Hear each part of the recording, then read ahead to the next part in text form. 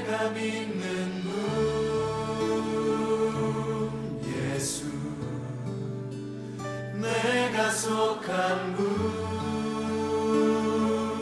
예수, 삶의 이유 되시네, 내 노래 되시네, 전심으로.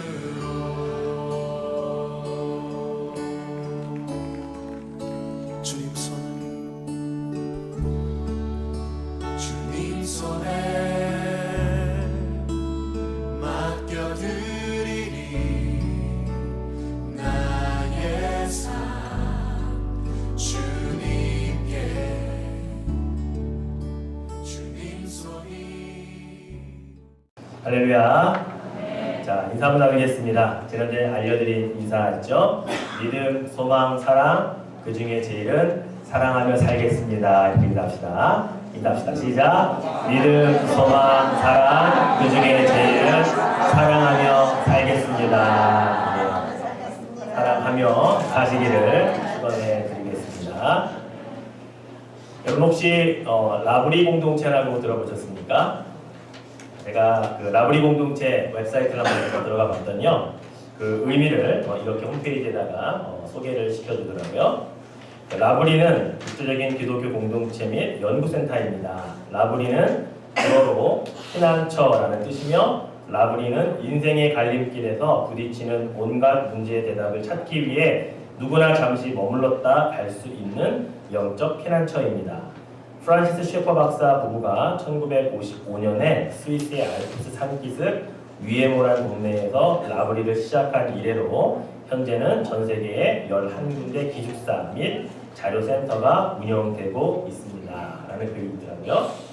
제가 아주 오래전에 사실 들어본 공동체입니다. 저도 언젠가는 한번 꼭 가봤으면 하는 그런 공동체인데요. 제가 이제 들어가 보니까 하루 숙박비가 한 30불 정도 돼요.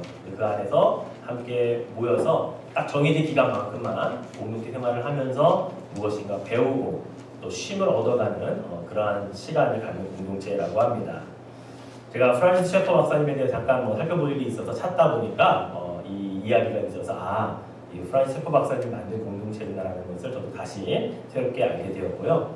한국에는 강원도 양양에 이 공동체가 마련되어져 있고요. 미국에도 두 군데가 있더라고요. 하나는 동부 쪽에 그 매사추세츠주의 그 사우스보로라는 곳에 있고요. 또 하나는 중부의 미네소타주의 로체스터에 이 공동체가 있다고 합니다. 혹시 기회가 되시면 혹시 휴가를 맞아서 일정 기간 가실 일이 있으면 이 라브리 공동체 한번 방문해 보시는 것도 좋겠다 생각이 되어집니다. 이 라브리 공동체를 창시하셨던 이 프란시스 셰퍼 박사님은 1984년에 임파선 암으로 돌아가셨습니다. 그분의 인생의 마지막을 그분은 암과 투병하는 중에 마지막을 무엇을 하며 지낼까 고민하시다가 이분은 아픈 몸을 이끌고 대학생들이 있는 캠퍼스로 자주 나가셨다고 합니다. 그래서 자신의 인생이 얼마 남지 않은 그 시간들을 이 젊은이들과 만나서 이야기하고 그들과 많은 대화를 나누는 것으로 마지막 생애를 마감을 하셨다고 합니다.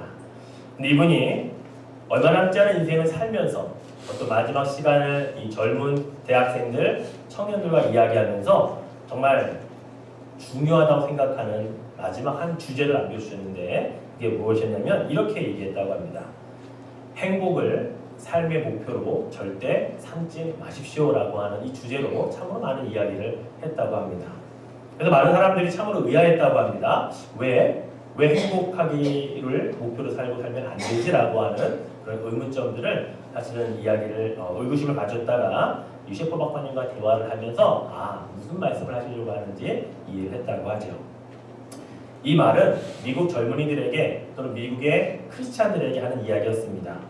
바로 행복은 구하되 그러나 거룩함도 구하지 않는 세대를 향한 그런 이야기를 하고 싶었다는 거죠.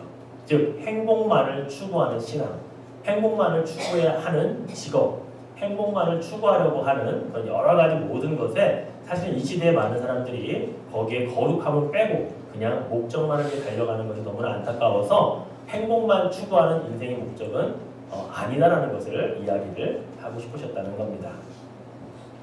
어쩌면 이 메시지는 오늘을 살고 있는 우리들에게도 동일하게 던져주시는 또 하나의 메시지일 수 있습니다. 이 시대 그리스도인들이 예수님께서 빛과 소금의 삶을 살라고 분명히 말씀해 주셨는데, 많은 사람들이 빛의 사람이 되기보다는 축복의 사람이 되기를 원하고, 소금의 삶을 살기보다는 사실 행복한 삶을 살기를 원하는, 사실 그것만을 추구해 달려가는 모습들이 너무나 우리 가운데 많이 있는 안타까운 모습을 우리가 알고 있기 때문에 그렇다는 겁니다. 그런 의미에서 오늘 우리가 함께 읽은 이 아모스서의 본문은 우리들의 모습을 다시 한번 조명해 볼 수 있는 귀한 모습입니다.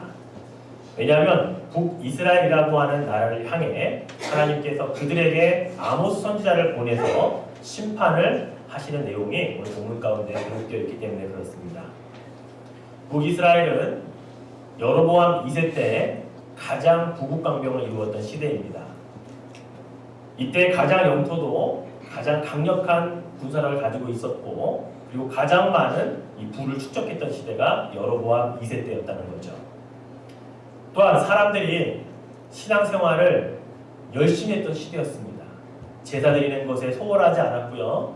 하나님 앞에 물질 드리는 것에 그들이 소홀하지 않았던 시대입니다. 많이 받아서 많이 드렸던 시대가 여로보암 2세 북이스라엘 왕 때였다는 거죠. 그런데 하나님은 그들의 그 신앙 모습의 그 핵심을 제대로 보셨습니다. 사람의 마음의 중심만 보시는 것이 아니라 신앙의 중심까지 보시는 하나님이시라는 거죠. 결국 이들의 모든 신앙의 모습들, 것은 신앙의 행위들은 다 종교 행위였다는 것입니다.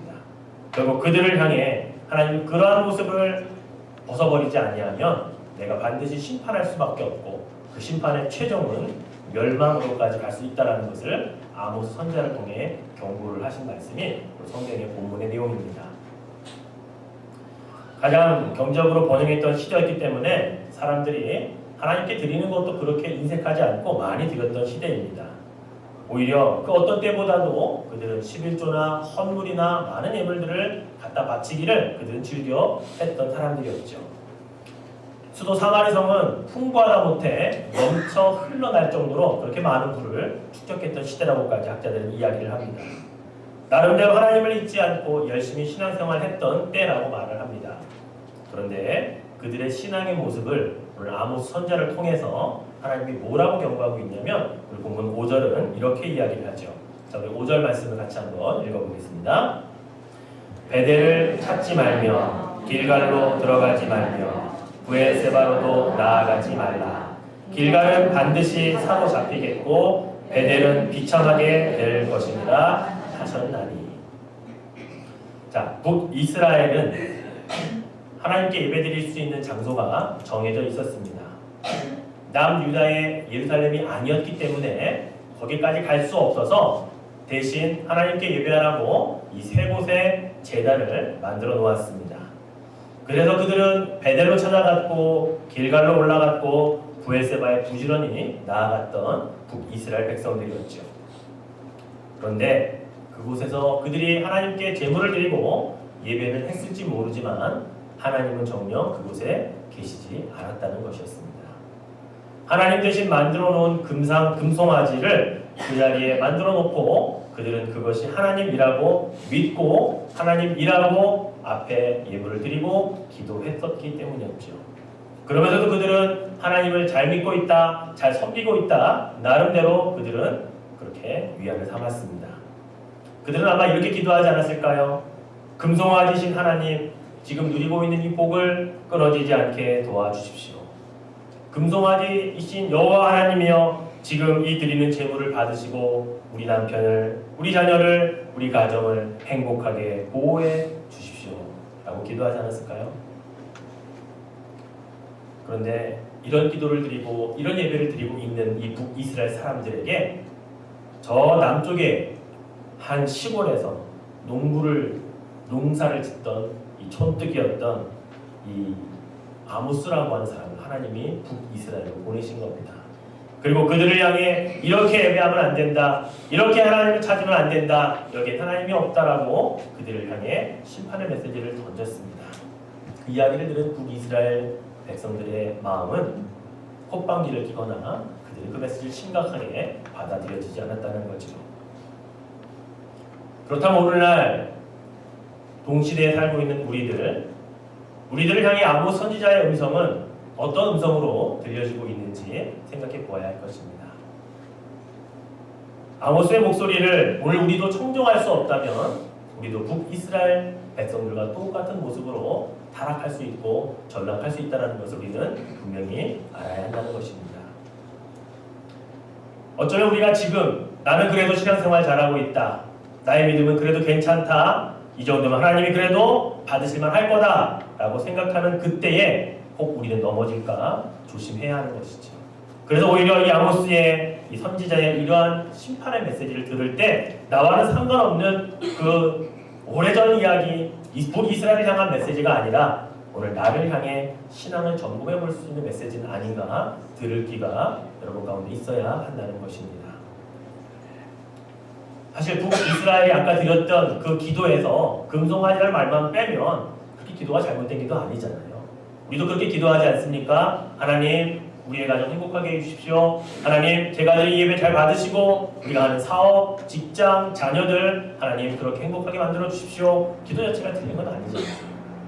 그런데 하나님이 그러한 기도를 들으시고 오늘 아모스 선지자를 통하여 뭐라고 말씀하시냐면 이렇게 말씀하십니다.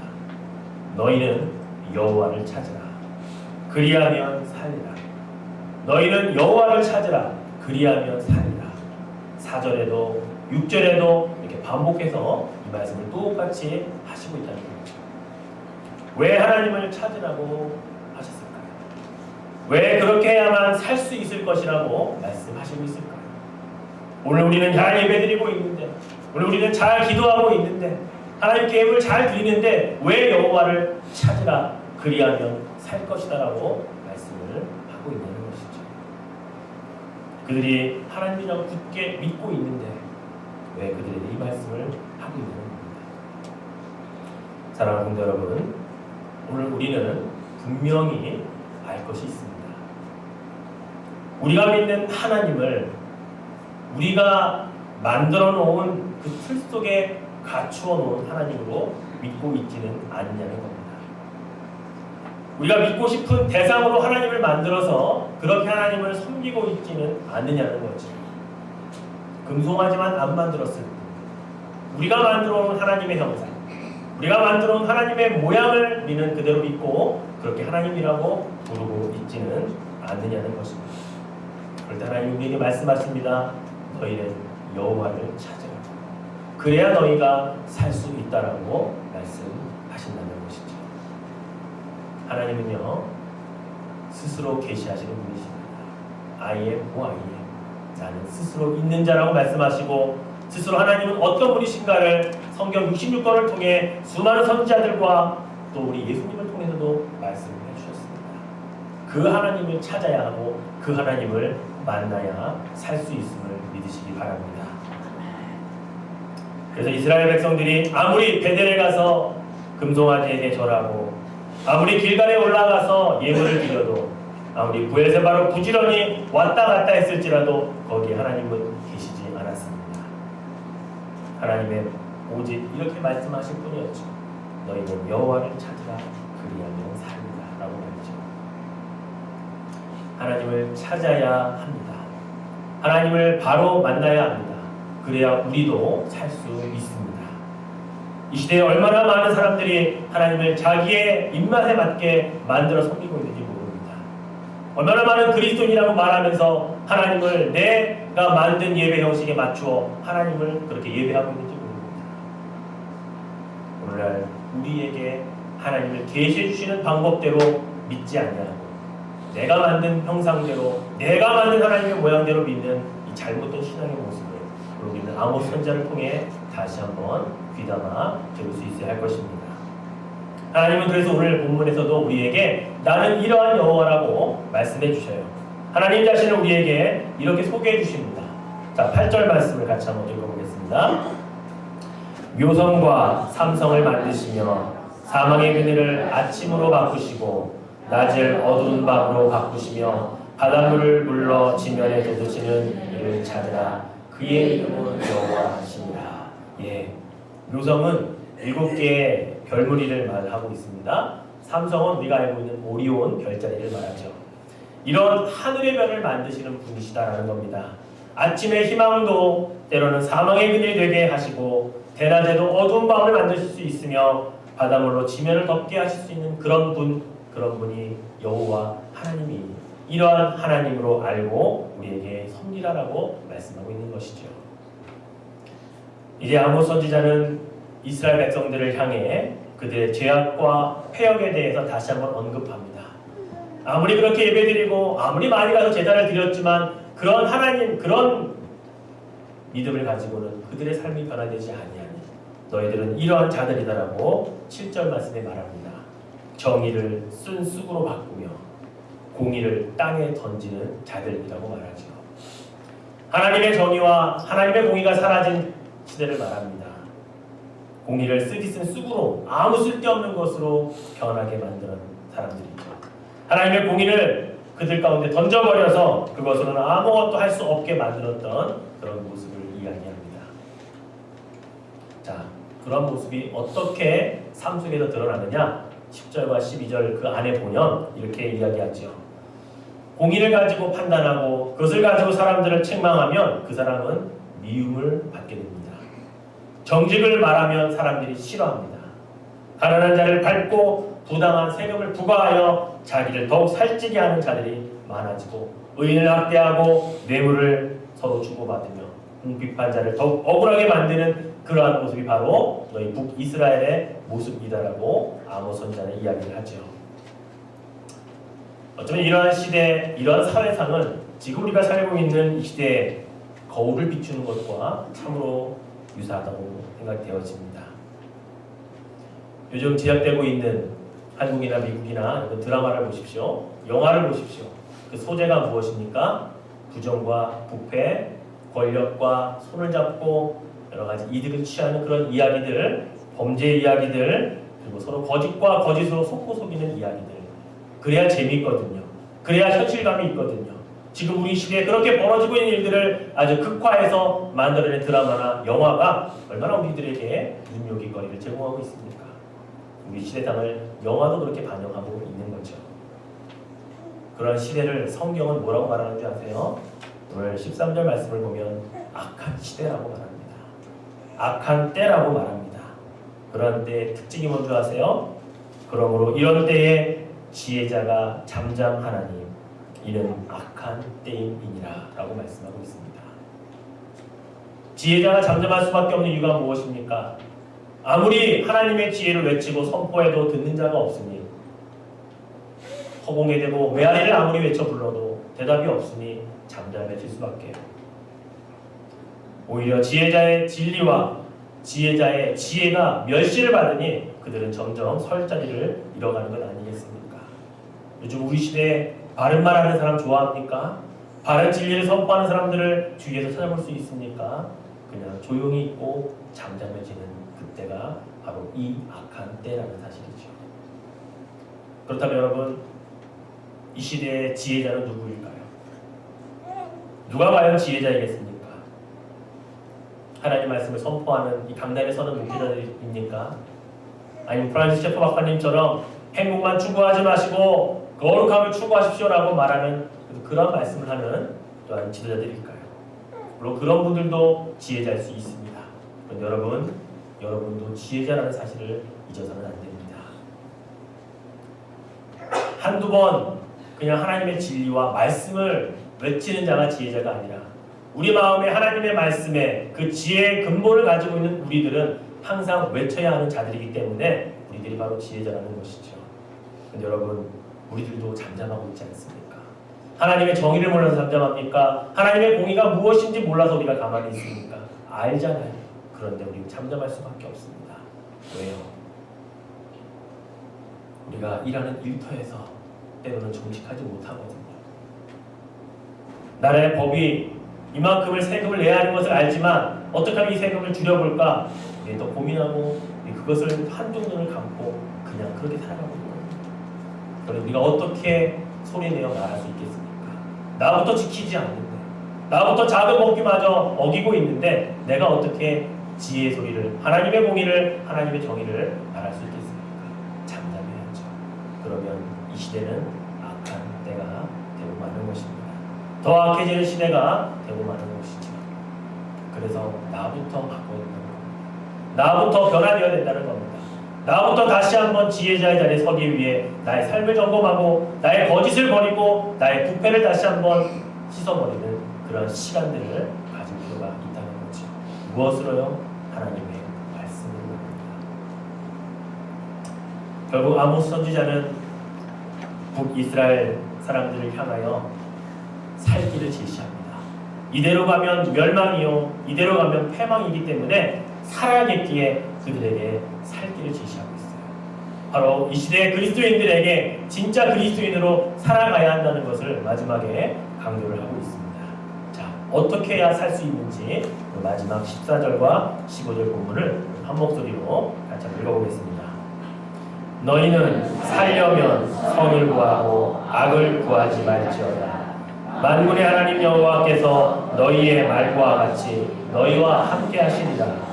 너희는 악을 미워하고 선을 사랑하며 성문에서 정의를 세울지어다. 만군의 하나님 여호와께서 혹시 요셉의 남은 자를 불쌍히 여기시리라. 길은 있습니다. 살 길은 다른 게 아닙니다. 한마디로 여호와 하나님께서 다시금 우리와 함께 하시도록 그렇게 만들라는 겁니다. 그러기 위해 무엇하라고요? 선을 구하고 악을 버리라는 겁니다. 불법을 행하지 말라는 겁니다. 작은 것이라도 하나님의 말씀과 진리 앞에서 당당하게 그것을 이겨나가라고 말씀하고 있는 겁니다. 우리보다 연약하고 궁핍한 자들에게 상처 주지 말고 그들을 더욱 보호해주며 사랑해주며 그들을 그리스도의 사랑으로 감싸 안는 삶을 살아야 된다라고 말씀하십니다. 그래야 하나님이 우리와 함께 하시며 그래야 너희가 살 수 있다라고 말씀하고 있는 거죠. 만군의 여호와 하나님께서 우리와 함께 하시고 싶어 하십니다. 그러면 우리는 악을 버리고 선을 행하는 자로 돌아서야 합니다. 이제는 사랑하는 자가 되기 위해 우리의 삶의 방향이 사랑하지 않는 자리에서 사랑하는 자리로 방향을 틀어야 하는 것입니다. 바로 그것이 이 시대의 그리스도인으로 정말로 살 수 있는 길인 것을 여러분 믿으시기를 축원해 드립니다. 말씀을 맺겠습니다. 오늘 말씀은 하나님을 찾으라고 여러 번 강조하고 있습니다. 그래야 살 수 있다라고 가르쳐 주십니다. 어쩌면 우리는 램프 하나를 이렇게 만들어 놓고 그 램프 안에 하나님을 우리는 많이 가두어 놓습니다. 그리고 하나님이 필요하면 램프를 문지르죠. 그럼 하나님이 나와서 무슨 소원 들어줄까? 무슨 기도를 할래? 우리에게 물어보면 하나님 이것 필요합니다. 하나님 이것 도와주세요. 하나님 이것 해결해 주세요. 하나님 그렇게 해서 응답하시면 하나님 다시 램프에 가두죠. 이게 하나님과 우리의 이야기 아닙니까? 마치 동화 속에나 나오는 램프 속 지니와 같은 그러한 요정으로 하나님을 그렇게 우리가 숨기고 있지 않습니까? 하나님 우리에게 말씀하십니다. 나 여호와 하나님을 찾으라고요. 램프 속 지니를 찾지 말고 정말로 하나님이 계시하신 그 하나님의 모습을, 그 하나님의 이름을 우리들에게 찾으라고 말씀하십니다. 여러분이 믿는 하나님은 진이입니까? 정말 하나님이십니까? 여러분 마음에 한번 손을 얹고 이 시대 나의 하나님은 어떠한 모습으로 내 앞에 존재하고 계시는지, 나는 어떠한 하나님으로 믿고 섬기는지 다시 한번 여러분 그 하나님을 만나실 수 있기를 주님의 이름으로 축원해 드립니다. 그래서 예수님 말씀처럼 행복의 사람, 축복의 사람만을 추구하는 것이 아니라 먼저 빛의 사람, 소금의 사람이 되어서 이 시대의 지혜자로서 한마디 할 수 있고 아니 두마디 할 수 있고 계속해서 말할 수 있는 그런 진리를 여러분 안에 담고 사시기를 주님의 이름으로 축원해 드리겠습니다. 기도하죠. 기도 제목을 드리겠습니다. 여러분의 하나님은 어떤 하나님이신지 한번 여쭈어보십시오. 금송아지만 만들지 않았을 뿐 우리의 하나님은 혹시 내가 만들어 놓은 그 어떤 형상에 갇혀 계신 하나님은 아니십니까? 아니면 진이의 램프처럼 필요할 때마다 불러서 우리의 소원과 우리의 간구를 들어주셔야만 하는 그런 충분한 하나님은 아니십니까? 여러분 회개하시고 하나님이 이제 하나님을 제대로 찾겠습니다. 하나님을 바르게 찾겠습니다. 그래서 저희를 살려주십시오. 이 시대에 제대로 살아가는 진리의 크리스찬으로 살게 해주십시오. 함께 동성으로 기도하겠습니다. 사랑의 하나님 아버지 감사합니다. 오늘 우리에게 아무 선제를 통하여서 북이스라엘을 향한 그 심판의 메시지가 오늘 우리의 귀에 들리는 이유는 무엇입니까? 우리도 동일하게 그렇게 살아가고 있기 때문 아닙니까? 하나님을 하나님이라고 믿고 부르고 우리는 기도하지만 어쩌면 금송아지만 없을 뿐 우리는 그런 하나님을 믿고 있지 않습니까? 우리를 하나님을 만들어서 하나님의 형상을 우리의 형상으로 만들어서 그렇게 우리가 섬기고 있지 않습니까? 요술램프의 진이가 하나님의 모습은 아니신지요? 다시금 하나님을 알기를 원합니다. 다시금 바로된 하나님을 찾기를 원합니다. 하나님이 계시하신 그 말씀으로 찾는 하나님이 우리 안에 발견되기를 소망합니다. 그래 하나님 우리를 살려주십시오. 하나님 우리가 살아야겠습니다. 우리가 살아야 더 이상 이 시대가 악한 시대요 악한 때로 더 이상 전락하지 않을 것입니다. 하나님 우리를 지혜자로 세우셨는데 우리가 한마디 해야 하지 않겠습니까? 바르게 살라고 외쳐하지 않겠습니까? 법을 지키라고 이야기해야 되지 않겠습니까? 하나님이여 그러기 위해 우리를 다시 하나님을 찾고 하나님의 진리의 말씀 따라 살아갈 수 있는 지혜를 허락하여 주옵소서. 빛과 소금의 자리에 있게 하여 주옵소서. 행복만 추구하는 삶이 아니고 축복만 바라는 삶이 아니라 하나님이 원하시는 삶의 자리에 있게 하여 주옵소서. 그래야 주님의 말씀하시면 내가 말할 수 있고 선포할 수 있고 지혜자의 입술이 되어서 하나님 그렇게 선포하는 우리의 삶이 되게 하여 주시옵소서. 하나님을 알기를 원합니다. 하나님을 다시 찾게 하여 주시옵소서. 하나님 너희는 여호와를 찾으라 그리하면 살리라 오늘 나에게 말씀하셨습니다. 그 말씀 듣고 다시금 하나님을 바로 찾겠습니다. 잘못 믿었던 하나님, 잘못 알고 있었던 하나님 다 벗어버리고 하나님이 계시하신 말씀으로 돌아가 그리고 진리 안에서 하나님을 발견케 하시고 그래서 내 영이 살고 내 가족이 살고 그리고 나의 민족과 이 나라가 살 수 있는 악한 때가 아니라 선한 때를 만들어가는 지혜자의 삶을 살게 하여 주옵소서. 주님 오늘도 그 자리에 서기를 소망합니다. 나는 부족하지만 주님 도와주옵소서. 예수님의 이름으로 간절히 기도드립니다.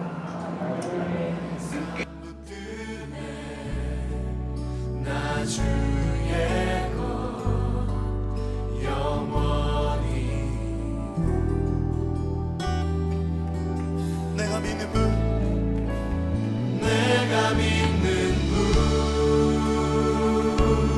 예수 내가 속한 분 예수 삶의 이유 되시네 내 노래 되시네 내가 믿는 분 내가 믿는 분 예수 내가 속한